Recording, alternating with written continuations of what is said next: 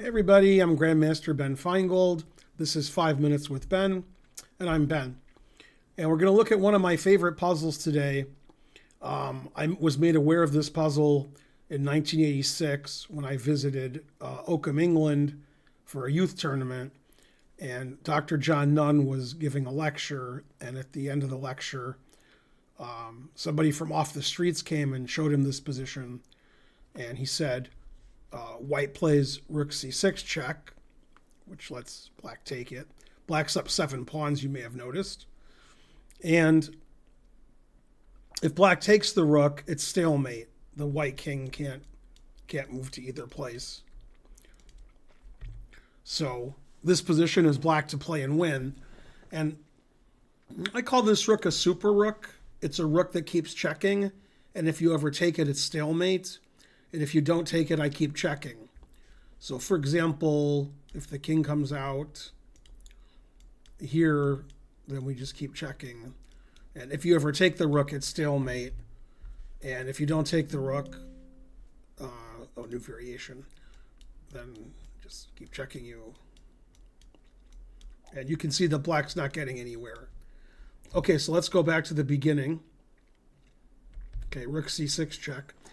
A lot of people suggest king h7, but then I play rook h6 check, and then rook check, and then stalemate.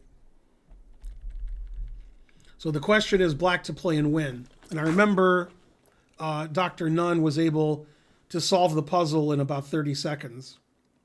Well, I was still looking at it, trying to figure out like which way the pawns were going. Okay, what black needs to do is he needs to meet one of white's checks with a check of his own, which looks impossible. And there is only one solution. So the answer to the puzzle, which is not, I would say it's not simple, but John Nunn thought it was simple, is to play d6, the rook takes with check, and then f6. And this gives a path for the black king to run around the pawns and eventually complete the job, which is not obvious from the beginning of the puzzle, which is to give away the b6 pawn. And once black gives away the b6 pawn, then he can actually win the position. So we play king h7. White only has one check in every position. White's down several pawns, so he has to give check.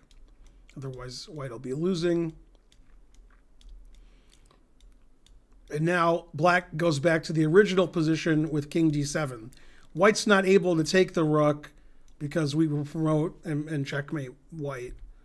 So white has to keep up with the checking and see if that can get anywhere. Check, check, check.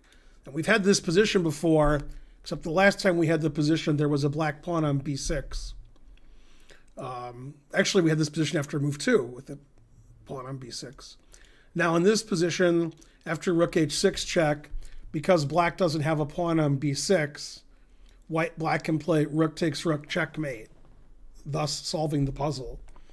And I remember the way he solved the puzzle because the position here was on the demo board where he was doing demonstration, and the guy set it up and said black to play and win. And Nunn looked at it for a while, and he said, oh, d6, f6, king goes around, king comes back around, then rook takes h6 mate. And the guy said, yeah.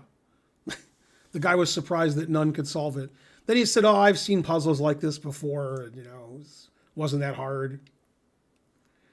Okay, so it's a good thing that I stayed late for class because everybody was already leaving at that point. But yeah, you have to go d6 and then f6. Then you move your king around, move your king back. Like Nunn said, you can draw an arrow. That way, if Hikaru's watching, he'll more easily understand. And then rook takes h6 checkmate. So really nice puzzle. I was really amazed that Dr. Nunn could solve it so quickly or even solve it at all. And I've been showing that puzzle to anyone I can since 1986. So maybe you've seen it before because I may have shown it. I'm Grandmaster Ben Finegold. This has been 5 Minutes with Ben.